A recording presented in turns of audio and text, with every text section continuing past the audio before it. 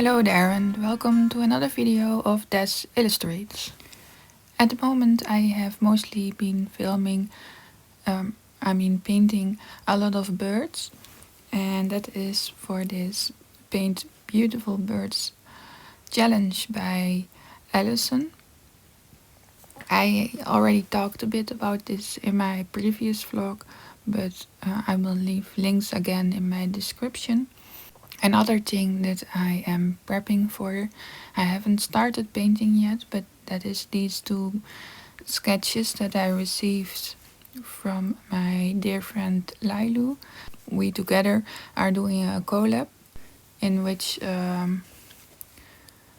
we sent each other an illustration sketch and the other one is gonna paint it. We were supposed to have them done in December, but things came in between on both sides, so we are doing them soon.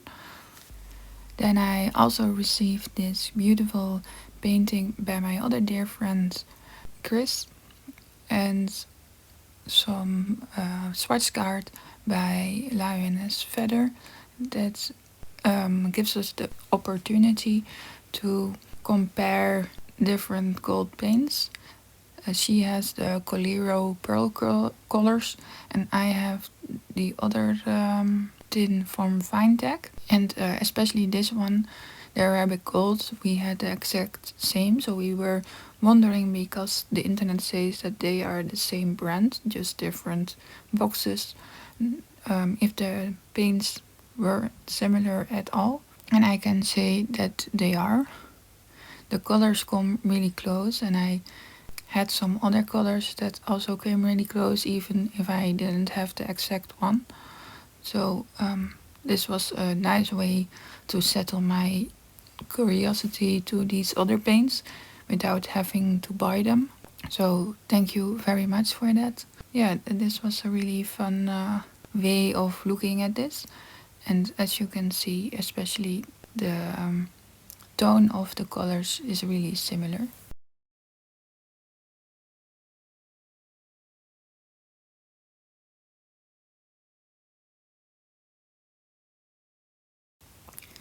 This is another bird that I painted for the same challenge, the Paint Beautiful Birds challenge. And I started this one late at night, so that's why this shot is a bit darker than the rest. I started it also before I finished the other one that I showed in the beginning of this video. So we will see some shots of that bird in between. I was pretty pleased with this sketch of the owl because it looked really cute. I also really liked the idea of having a really big moon behind it. I was doubting to make it a shiny moon, but I ended up not doing that.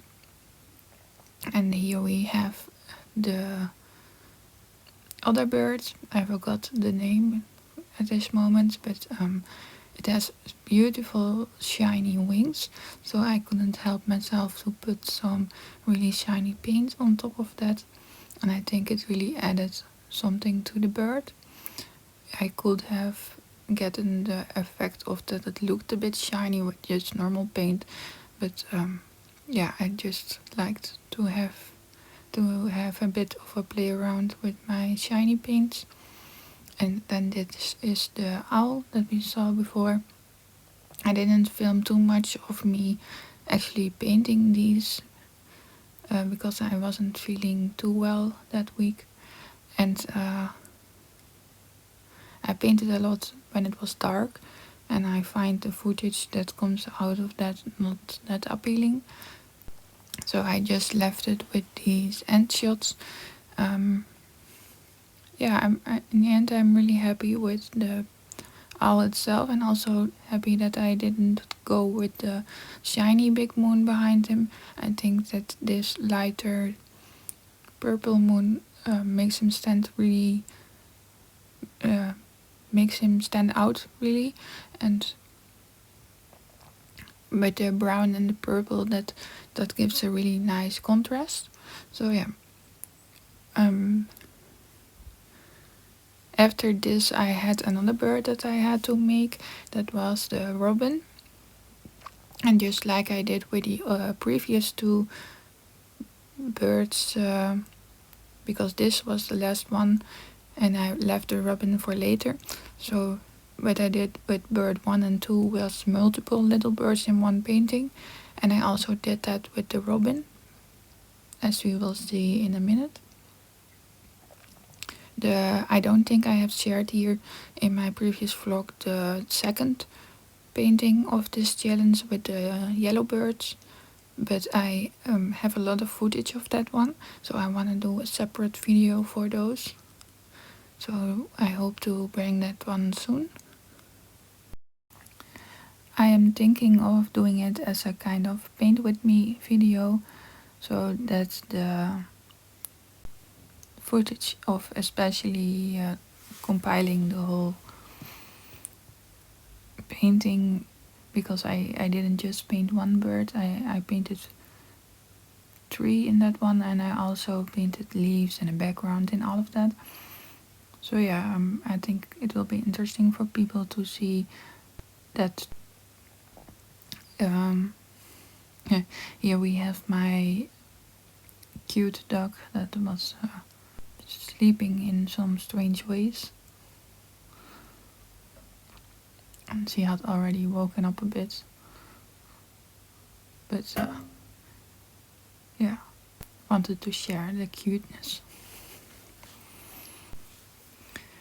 Also, if you guys through this video hear this little bangs, it's the heating. It keeps clicking and doing, so I apologize for that.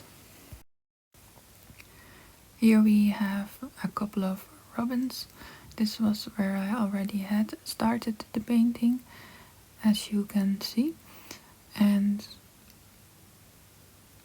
I decided to continue in a bit of the style that I had with also the other birds in the beginning, with the other small birds, where I added some heavier lines around them with the watercolor. And I must say that I really like the effect of that. I don't always add line work around my subjects, but I have been doing it more and more lately, and I don't know, I think I like it more than if I leave it just the same color as the rest of the bird, so no lines at all. Yeah, I'm still evolving in my style and how I think I like painting the most, and I do see a lot of big steps in my painting in the last year, and a lot of them I'm really happy with, but I myself am still not completely there with how my paintings are turning out. Although every painting that I do, I keep finding things that I like and learning, as it should be. And that's really across all mediums that I paint in, not just in watercolor.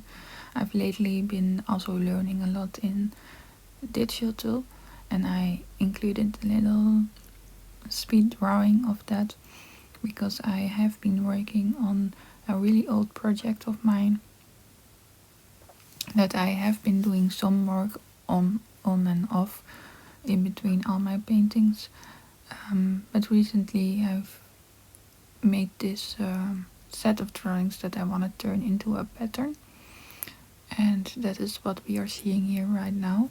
I already had those 2 previous drawings that were already there, but I did want to update those, and I wanted to add a couple of more. And I tried to make the positions of the geckos a bit fun, and it's not the standard like the other 2. So I have crested geckos my own, and so I have tons of pictures of them, so I put up a lot of them next to the drawing screen and just combined pictures and made them into all kind of fun ways, and I really liked this first one right away. I think even in the end, where I had a bunch more, that the first one is still my favorite somehow.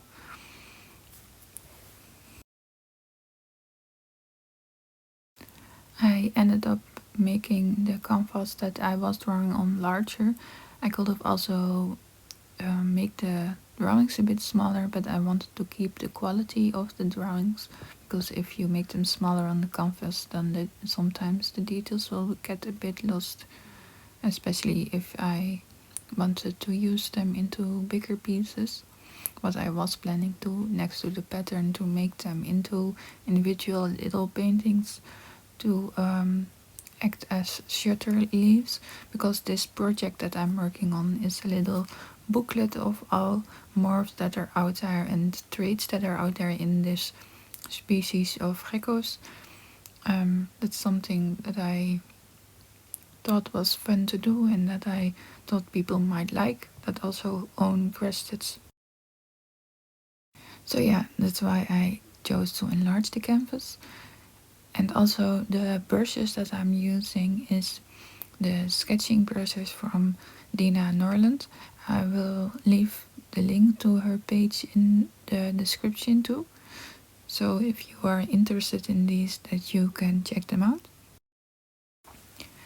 This one that I'm currently drawing is also a favorite of mine among these, and I still have to refine that one a lot.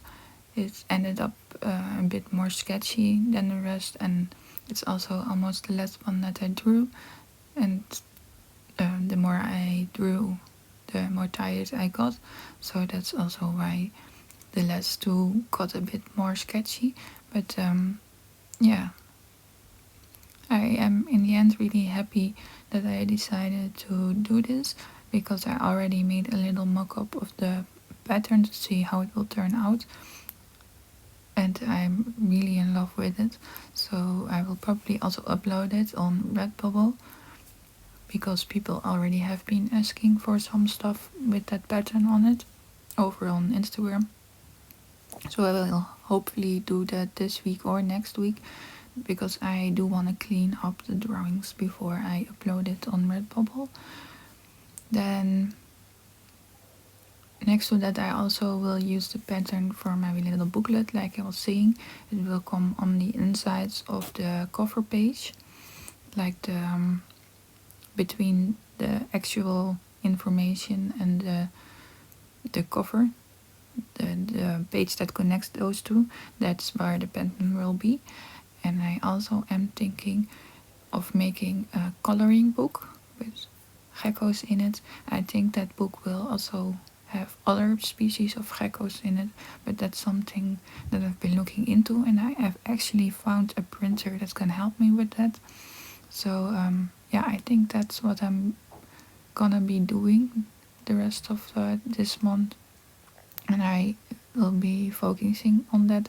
And also it gives me something to be drawing and painting on in the evenings, because the days are still really short, and in the evenings painting with watercolors is a bit more tricky, because I don't have the light, the natural daylight, and also don't have a daylight lamp, because those give me headaches. So yeah, a nice project to work on in the evenings. And with that, we have already come to the end of this video.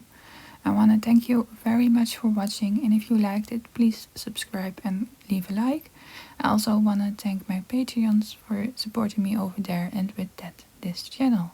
I hope to see you next time. Bye!